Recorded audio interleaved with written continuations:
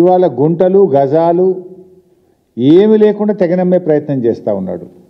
మరి భవిష్యత్తులో తెలంగాణలో ఈ ప్రాంతంలో ఆసుపత్రుల కోసం కానీ, పాఠశాలలు కాలేజీల కోసం కానీ, పార్కుల కోసం కానీ ఈ ప్రాంత అభివృద్ధికి ల్యాండ్లు అవసరం లేదా?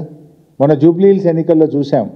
హడావిడిగా రేవంత్ రెడ్డి గారు ముస్లిం గ్రేవ్ యార్డ్కు కబ్రస్థాన్కు ల్యాండ్ కేటాయిస్తే అది మిలిటరీ వాళ్ళు వచ్చి మా ల్యాండ్ అన్నారు. మరి ల్యాండ్ లేక ఇబ్బంది అవుతుంది కదా. మరి ఇటువంటి భూములను కాపాడి పెట్టుకుంటే రేపు తెలంగాణలో భవిష్యత్ అవసరాలకు అవసరం ఉండవా? ఇతర రాష్ట్రాల్లో ఏం చేస్తున్నారు? ఇట్లాంటి పారిశ్రామిక ల్యాండ్స్ మహారాష్ట్ర కానీ, కొన్ని రాష్ట్రాలు గుజరాత్ కానీ సిటీ డెవలప్ అయితే 50% భూమి ప్రభుత్వం తీసుకుంటుంది, మిగతా 50%ను ఇలాంటి 50% 100% ఫీజు తీసుకొని రెగ్యులరైజ్ చేస్తుండ్రు. కానీ నువ్వేం చేస్తున్నావు? 30%కే పప్పు బెల్లాలకు కట్టబెట్టినట్టు కట్టబెడుతున్నావు. ఒక విధానం లేదు. ఇవాళ రేవంత్ రెడ్డి గారు హెచ్ఎండిఏ భూములు, టీజీఐసి భూములు, హౌసింగ్ బోర్డులు భూములు, స్వగృహ భూములు ఏవి లేకుండా తెగనెమ్ముతా ఉన్నాడు. ఈయన అనుముల రేవంత్ రెడ్డి కాదు, అమ్మకాల రేవంత్ రెడ్డి అయిపోయాడు. మొత్తం రాష్ట్రాన్ని అమ్మదొప్పుతా ఉన్నాడు. ఇవాళ దేశంలోనే అతిపెద్ద కుంభకోణం ఇవాళ కాంగ్రెస్ పార్టీ తెరలేపిందని చెప్పొచ్చు. బీఆర్ఎస్ పార్టీ చెప్పినటువంటి మాటలు, నిన్న కేటీఆర్ గారు చెప్పినటువంటి మాటలు అక్షర సత్యము అని నిన్నటి మంత్రి గారి మాటలతో రుజువైపోయింది, తేటతెల్లమైపోయింది. థ్యాంక్స్ టు శ్రీధర్ బాబు గారు.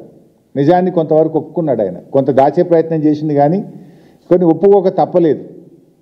ఈ HILTP హిల్ టీపీ పాలసీ ఏదైతే ఉందో ఇది అతిపెద్ద స్కామ్. ఈ రాష్ట్ర ప్రభుత్వం ఉపయోగిస్తున్న ఒక ఆయుధం. వేల కోట్లు, లక్షల కోట్లు కొల్లగొట్టడానికి తెరలేపినటువంటి స్కామ్ ఇది.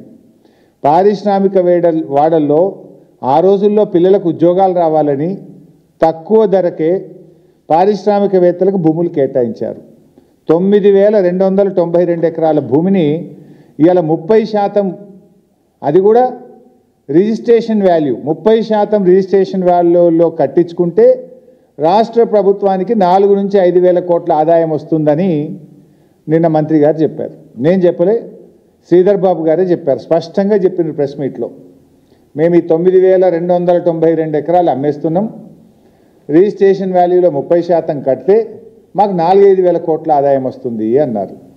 మరి నిజంగా ఈరోజు ఆ 9,292 ఎకరాల భూమి విలువ ఎంత ఈరోజు మార్కెట్లో? ఖచ్చితంగా 5 లక్షలకు తగ్గదు. 5 లక్షల కోట్ల రూపాయల విలువ కలిగిన భూమి. మరి నేను అడుగుతా ఉన్నా శ్రీధర్ బాబు గారు,